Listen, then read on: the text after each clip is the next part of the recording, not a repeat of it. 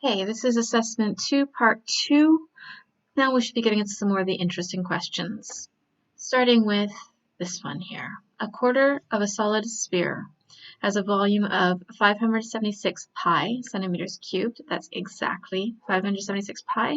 And we need to work out the exact radius of the shape. Okay, so starting this off, if you're given the volume, don't fall into the trap that you fell into in year 9 and say, oh, I don't need this volume formula, I already have the volume. You need the volume formula to write an equation that you can rearrange to find the radius. So starting with the volume of a sphere, this is a full sphere and this is a quarter of a sphere. This volume will be a quarter of that volume. So the volume is a quarter of the volume of a sphere. That's a quarter of 4/3, sorry. A quarter of 4 is 1, so that's 1/3 pi r cubed, or simply pi over 3 cubed. Now I've written it this way on purpose because I want to get the r on its own, and this way I see that r is being multiplied by pi and divided by 3. So I'll take the 3 to the other side and I'll multiply, and I'll take the pi to the other side and I'll divide. Right, this is a nice fraction because I can see that it's going to simplify nicely. I can divide both the top and the bottom by pi, which will get rid of this pi at the top, and it'll all be over 1, so I can just get rid of the fraction and write 3 times 576. R cubed is equal to 3 times 576, which is 1,728. So to get r on its own, we need to cube root. Don't make the mistake on your calculator of accidentally square rooting. We're going to cube root that, and the cube root of 1,728 is exactly 12. It didn't round, it's an exact answer. There's no pi in it because pi got cancelled out earlier on. Okay, so now that we got the radius, we can find the surface area of this shape. The surface area of a sphere is 4 pi r squared, but this is only a quarter of a sphere, so it's going to be a quarter of that. Plus, there's also these exposed faces as well, and the surface area is the sum of all the outer faces. This is a semicircle, and this is another semicircle. So we're going to have a quarter of the surface area of the sphere plus 2 semicircles. And 2 semicircles we know is 1 full circle. So we're doing a quarter of this, and a quarter of 4 is 1, so that's going to be pi r squared plus 2 semicircles is 1 full circle, which is also pi r squared. So I've got pi r squared plus pi r squared. I didn't put r in just yet because I thought I could simplify this quite nicely before I even start substituting 12 in here, and doing all that calculating. This simplifies nicely together because that makes 2 pi r squared. And now substituting in the 12. 12 squared is 144. I put my numbers in front of my letters, so that's 2 times 144 pi, which is 288 pi. That's the exact surface area. So to 3 significant figures, substituting pi in from my calculator is about 904.78. 3 significant figures would be 9, 0, 4 with a 7 after it makes it 5. There's a slight mistake there. I wonder if anybody spotted it. I'm going to move on now. Right, we're looking at a pyramid now. We're told that it's got a square base with side lengths of 10, and the other faces of the pyramid are equilateral triangles with side lengths of 10. That should make sense. If you think that this is a square, this side length is 10. We've been told that these side lengths are all 10, so that would be an equilateral triangle. Okay, part A, given that the height of the pyramid is square root of 50, calculate the volume of the pyramid and give your answer to 3 significant figures.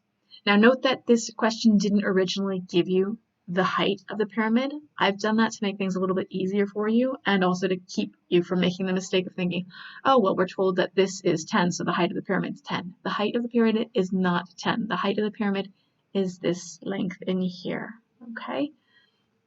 So volume of the pyramid is 1/3 of the height times the base area.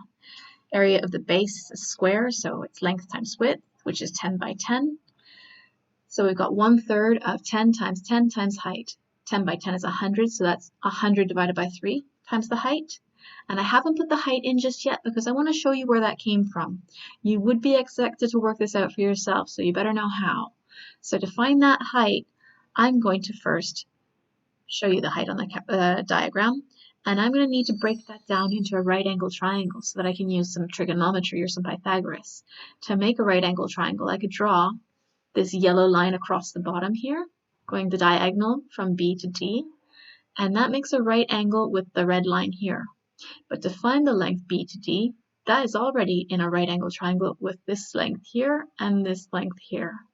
Don't let the diagram fool you. It's not drawn accurately to scale, but this is a square. We are told that the base is a square, which means this is 10 centimeters. That's a right angle there, and that's 10 centimeters. So we can use Pythagoras. A squared plus b squared equals the hypotenuse squared. Right, so my diagonal is going to be the square root of 200. If you want to hit pause and work that out for yourself first, 10 squared plus 10 squared equals that diagonal squared. The diagonal is square root of 200. So if that diagonal is the square root of 200, and I want to make a right angle triangle with the height, I'm going to have to cut that diagonal in half and ignore this part. I can cut that perfectly in half because I know that this center point is directly above the center of that square base. So that's going to be half of the diagonal. So again, I've got a right angle triangle here where I've got a squared plus b squared equals c squared, or the height squared plus half of the square root of 200 squared is equal to 10 squared. So height squared equals square root of 200 over 2, half of it, squared, equals the diagonal squared, the hypotenuse squared, which simplifies to be height squared equals, now the 10 squared made 100, moving this to the other side, it was plus, I minused it. I've squared both the top and the bottom, square root of 200 squared is 200, and 2 squared is 4. Simplifying that, 200 divided by 4 is 50, so height is equal to the square root of 100 minus 50. The height will be the square root of 50. Okay, I gave you that value to make it easier for you to work with, but now you can see where it all came from, and you can see maybe why I was nice about giving that to you. Right, so substituting that in here, I know the height is a square root of 50, so I've got 100 times square root of 50 over 3. Substituting that into your calculator, it's approximately 235.702 to 3 significant figures. That would be 235 with a 7 after it is 6. 236 centimeters cubed. Okay, on to part B, the surface area of the pyramid. This pyramid has got a square base, and all of the other sides are equilateral triangles. They're all the same size. So I could just find the area of the base and find the area of any one of those triangles and times it by 4 and add that together. Right, the area of the base is 10 by 10. It's a square. The area of the triangles, I'm using this formula here, and this formula is probably the easiest one to use in this particular case because I know it's an equilateral triangle. Knowing it's an equilateral triangle, I know that all the angles are 60. So having to do sine of an angle, I know which angle to use. But first, let's simplify that. 4 times this over 2. If I have times by 4 and divide by 2, I can just do 4 divided by 2. That's 2 times BC sine A. So that's going to be, oh sorry, I've drawn this in for you here. There's my B, my C, and my A would be the angle between. Right, that's going to be 2 BC sine A. And substituting into that, again, if this is my B, it's 10 centimeters. If this is my C, it's 10 centimeters. And A is the angle in between the two side lengths I know. This angle here is 60. Okay. Now, sine of 60 is a decimal value. It's not exact, so I haven't put that in just yet, but I can simplify this a bit. This is going to be 2 times 10 times 10. That's going to be 200. 100 plus 200 sine 60 is 100 plus 200 times about 0.866. And to 3 significant figures, that would be 273 centimeters squared. Okay. Last bit. A lot of people asked about this on their feedback about this assessment, so let's go over this now. DAB, I hope we all recognize angles by their 3-letter name now.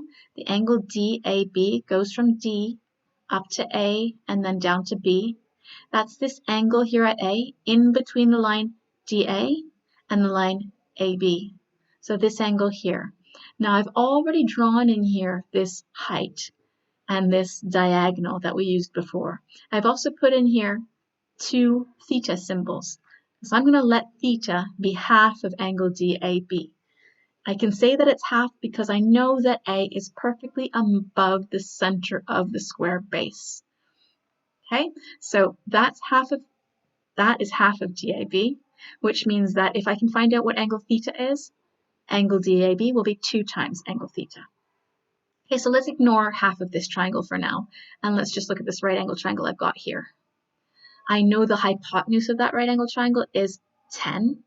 I know the height of that right angle triangle, thanks to this, is the square root of 50.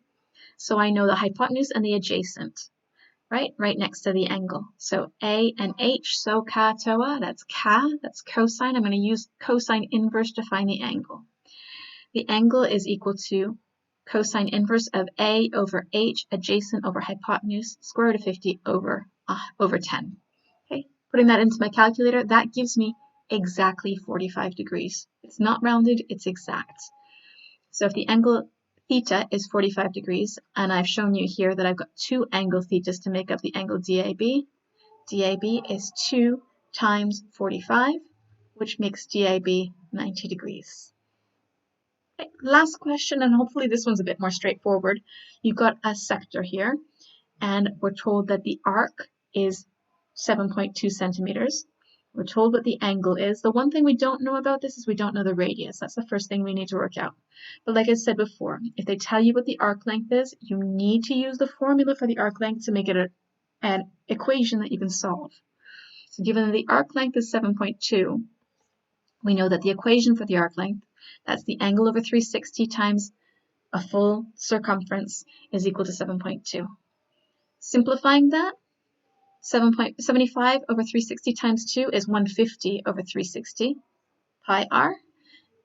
Okay, and I can simplify that as well, dividing both top and bottom by 30, is 5 pi over 12. Just slightly easier numbers to work with.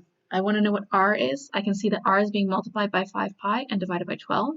So I'll take the 12 to the other side and multiply, take the 5 pi to the other side and divide.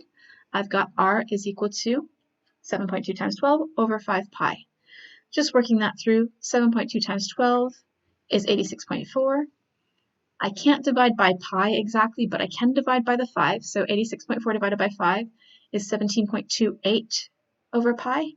Now that has not been rounded at all. It's still perfectly accurate and exact. To three significant figures, though, I'm going to go ahead and divide by pi. It's approximately 5.50039. But to three significant figures, that's going to be 5.50. With an O after it, it stays an O. It's going to be 5.50. I know a lot of you argue that that's only two significant figures, but that 0 is significant because it was between other significant figures. Okay, and it is necessary. Otherwise, it would look like it's two significant figures. On to part B. Now that we know what the radius is, we can work out the area of the sector, but we want to find the exact area and then round it to three significant figures. We don't want to use the radius that we've already rounded. So area of the sector is a fraction of the area of the full circle. I'm going to substitute the exact value for r in, so not here once I've rounded. I'm going to substitute this value in here. And I'm doing the angle times pi r squared. This needs to be squared. Top needs to be squared and the bottom needs to be squared. By the way, I've just simplified my fraction here. There's nothing different going on here. Okay, so I'm squaring the top, I'm squaring the bottom. That's going to give me 298.5984. I haven't rounded at all, and I know it's a bit long, but it's exact. On the top and on the bottom, I've just done pi squared, so I put pi to the power of 2. Right, multiplying two fractions together, I'm going to multiply the tops together, multiply the bottoms together. But I noticed that I can simplify this a bit. I've got a pi on the top, and I've got pi squared on the bottom. I can divide the top by pi, which would get rid of that pi, and divide the bottom by pi, which would get rid of the squared. So that's going to give me 5 times 298.5984 on the top, and on the bottom I've got 24 pi. I've lost the squared because I divide both top and bottom by pi. Right, the top can be multiplied out. And again, I can't divide by pi exactly, but I can divide by 24. So that's 62.208 over pi, and that is all still exact, never rounded. Divide by pi, it's approximately 19.801 because it is a long decimal value. I haven't written the whole thing out.